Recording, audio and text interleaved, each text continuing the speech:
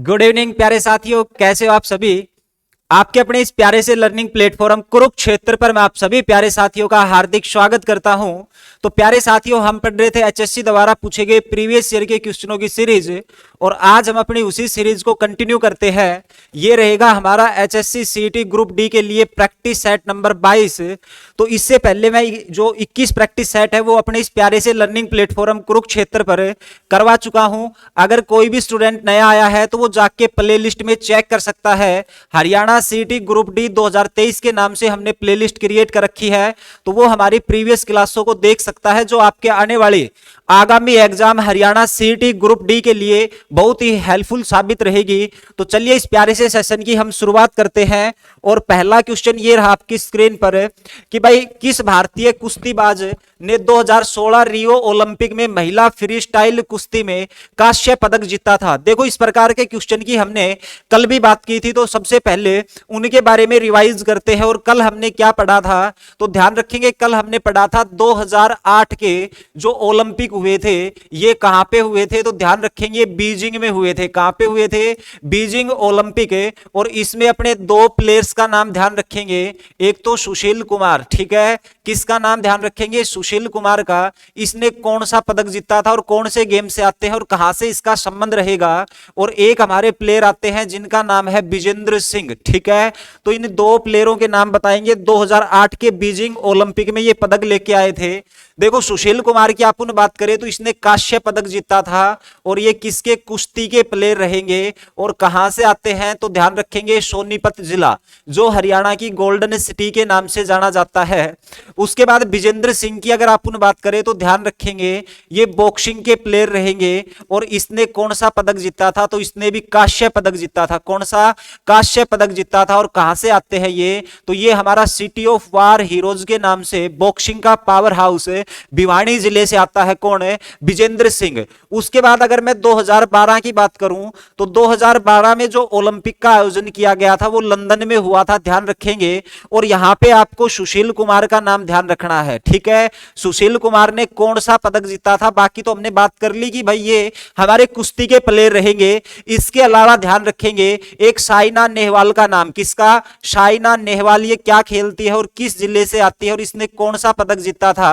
और इसके अलावा अगर एक बात और करूं मैं, एक खिलाड़ी की और बात करें तो ये योगेश्वर दत्त का नाम आएगा। किसका? योगेश्वर दत्त का नाम आएगा, ठीक है। अब देखो, अगर मैं इन दो खिलाड़ियों के बारे में बात करूं, किसकी? सुशील कुमार और योगेश्वर दत्त, तो ध्यान रखेंगे ये दोनों के दोनों जो खिलाड़ी हैं ये किससे संबंधित हो जाएंगे? कुश्ती से संबंधित हो जाएंगे, ठीक है। कौन सा गेम? कुश्ती हो जाएगा। सुशील कुमार ने 2008 में तो कांस्य पदक जीता था, लेकिन 2012 में ध्यान रखेंगे रजत पदक, सिल्वर मेडल ये लेके आए थे। और योगेश्वर दत्त कौन सा पदक लेके आए?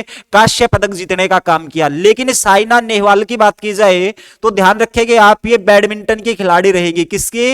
बैडमिंटन की। और कहां से आती है ये?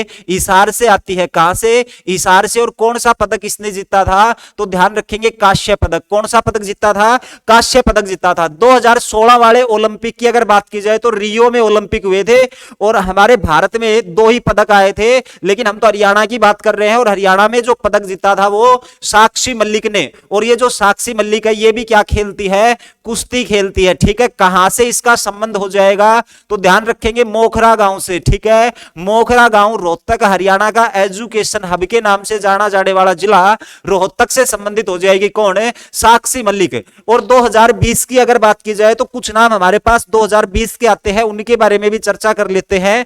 तो देखो, एक रवि कुमार दहिया का नाम आता है। किसका? रवि कुमार दहिया का नाम आता है। ये किस गेम से संबंधित होंगे? और एक नाम हमारे पास आता है बजरंग पुनिया का। किसका? बजरंग पुनिया का। ये दोनों प्लेयर किससे संबंधित होंगे और कौन सा पदक इन्होंने प्राप्त किया है? तो देखो, ये 2020 में हमारे ओलंपिक हुए थे वो कहां पे हुए थे? टोक्यो में, ठीक है। तो 2020 वाले ओलंपिक में इन्होंने कौन सा पदक प्राप्त किया, तो ध्यान रखेंगे रवि कुमार दहिया है, ये रजत पदक लेके आए थे, ठीक है।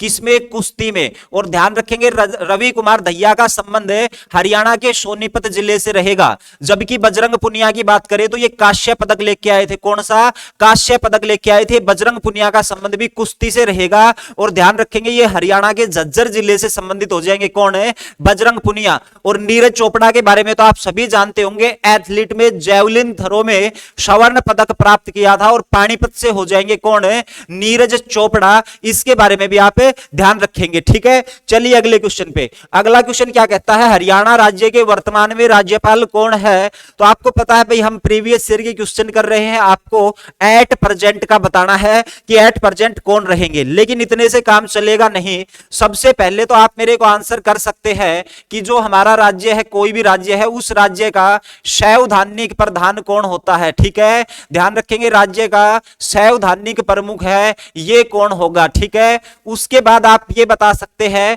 हमारा जो संविधान है उसके अनुच्छेद नंबर कितने में जो राज्यपाल है उसकी नियुक्ति की बात की गई है। ठीक है, ये ध्यान रखेंगे। और उसके बाद आप मेरे को बताएंगे इसकी नियुक्ति कौन करता है, राज्यपाल की नियुक्ति कौन करता है। नियुक्ति के बाद आप मेरे को आंसर कर सकते हैं इसका कार्यकाल कितना होता है, इस पे बड़ा कंफ्यूज रहता है। उसके बाद इसको शपथ कौन दिलाता है, शपथ कौन दिलाता है। राज्यपाल का जो वेतन है वो कितना रहेगा। ठीक है, राज्यपाल का वेतन कितना रहेगा। तो सबसे पहले आप केवल इन्हीं क्वेश्चनों के आंसर देंगे, फिर हरियाणा के हम वो राज्यपाल भी देखेंगे जहां से क्वेश्चन एग्जाम में पूछे जाते हैं। ठीक है, अब देखो भाई, अगर आप उन बात करें किसके बारे में, तो ध्यान रखेंगे, आप उन बात करें राज्य का सैद्धांतिक प्रमुख है, तो राज्य का जो सैद्धांतिक प्रमुख होगा ये हमारा राज्य का राज्यपाल होगा। कौन होगा?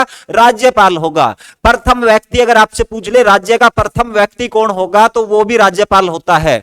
संविधान के किस अनुच्छेद में राज्यपाल के बारे में वर्णन दे रखा है, तो वो आर्टिकल 155 ध्यान रखेंगे, यहीं पे बता रखा है कि जो हमारा राज्यपाल है इसकी नियुक्ति की जाएगी किसके द्वारा, तो ध्यान रखेंगे इसकी नियुक्ति की जाएगी राष्ट्रपति के द्वारा। अब बात ये आती है, अगर आपसे ये पूछ लिया जाए राष्ट्रपति किसकी सलाह पर राज्यपाल की नियुक्ति करता है, तो वहां पर ध्यान रखेंगे राज्यपाल राष्ट्रपति की नियुक्ति राज्यपाल की नियुक्ति राष्ट्रपति करेगा केंद्रीय मंत्री परिषद की सलाह पर। किसकी सलाह पे करेगा?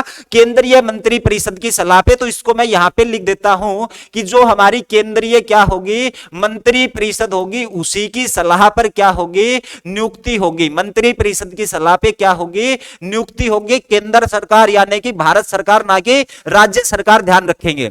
अगर इसके कार्यकाल की बात की जाए तो जब कोई भी राज्यपाल नियुक्त होता है तो वो 5 वर्ष के लिए नियुक्त होता है। कितने साल के लिए? 5 साल के लिए। लेकिन ध्यान रखेंगे इसको राष्ट्रपति बीच में भी हटा सकता है, तो हम ये भी कह सकते हैं राष्ट्रपति के प्रसाद पर्यंत। क्या? राष्ट्रपति के प्रसाद पर्यंत तक ये अपने पद पे बना रहेगा। अगर इसकी शपथ की बात करूं तो इसको शपथ कौन दिलाता है? देखो, इसकी नियुक्ति तो की जाएगी भारत के राष्ट्रपति के द्वारा, लेकिन इसको शपथ दिलाने का काम अपना जो हाई कोर्ट होगा, ठीक है, राज्य का जो हाई कोर्ट होगा उसके मुख्य न्यायाधीश के द्वारा। तो आप क्या कहोगे, इसकी जो शपथ है वो हाई कोर्ट का कौन दिलाएगा? मुख्य न्यायाधीश। मुख्य न्यायाधीश इसको क्या दिलाता है? शपथ दिलाता है। मोस्ट इंपोर्टेंट क्वेश्चन है। और वेतन की बात करें तो इसका वेतन कितना है, तो अपने हरियाणा के राज्यपाल का वेतन 3.5 लाख रुपए रहेगा। इसको आप ध्यान रखेंगे। देखो, ये छोटी छोटी चीजें हैं जो हमें एग्जाम में कंफ्यूज कर देती है। ठीक है, तो जो हमारे आसान क्वेश्चन है ना एग्जाम में, वो गलत नहीं होने चाहिए बस। ठीक है, जो हमारे नॉर्मल मीडियम क्वेश्चन है, मध्यम स्तर के क्वेश्चन है, वो कभी भी आपने गलत नहीं करने। अगर वो आपके गलत नहीं होंगे तो आपके सिलेक्शन को भी कोई नहीं रोक सकता। हम टफ के डीप के चक्कर में छोटी चीजों को पेपर में गलत कर देते हैं, और जब रिजल्ट आता है तो हम पाते कि भाई 1-2 नंबर से हमारा जो सिलेक्शन है वो रुक गया है। और फिर हम ये देखते हैं कि भाई जो 1-2 नंबर गलत हुए हैं अपने, वो बिल्कुल जो आसान इजी क्वेश्चन थे वो फलो में गलत कर दिए। ठीक है, तो इनके ऊपर आपको ध्यान रखना है। अब हम राज्यपाल की बात कर लेते हैं कि राज्यपाल से क्या क्या क्वेश्चन है अपने एग्जाम में बन सकते हैं। देखो, एक चीज के बारे में तो आप सभी को पता होगा, और मैंने 20 जो प्रैक्टिस सेट 21 करवा दिए उसमें कई बार राज्यपाल की बात की है। ठीक है, तो हम सारे राज्यपाल को तो देखेंगे नहीं। और एक चीज तो आपको पता है कि भाई जो हमारा हरियाणा है, इस हरियाणा का प्रथम राज्यपाल कौन होगा?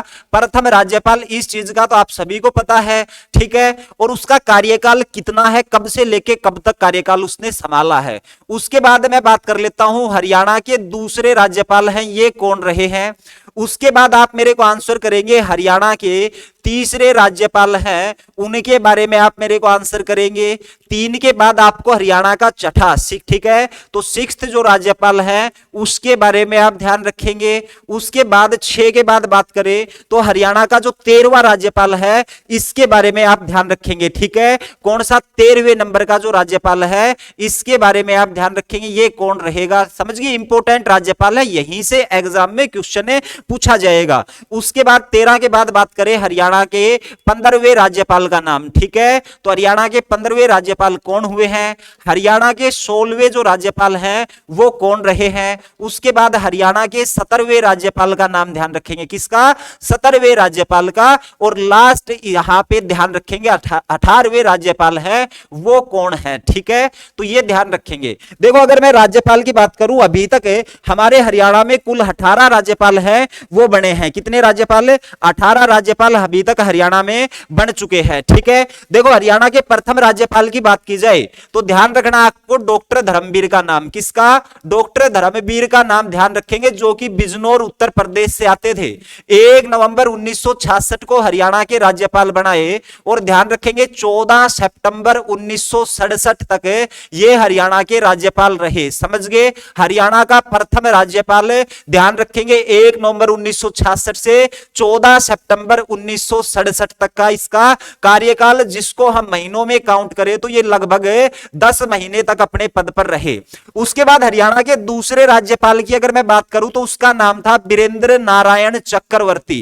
कौन हो जाएंगे, बीरेंद्र नारायण चक्रवर्ती हो जाएंगे। इसने जो कार्य संभाला था वो 15 सितंबर को संभाला था और 15 सितंबर से लेकर 26 मार्च तक ये क्या रहे थे, हरियाणा के राज्यपाल। लेकिन डेट क्या रहेगी भाई, देखो 15 सितंबर 1967 ध्यान रखेंगे और 67 का उल्टा कर देंगे तो 26 मार्च 1976 बन जाएगा, ठीक है भाई, 26 मार्च 1976। अब देखो ये जो हमारे बीएन चक्रवर्ती रहे हैं इसका जितने 18 राज्यपाल बने हैं इन सभी राज्यपाल में सबसे लंबा कार्यकाल रहा है।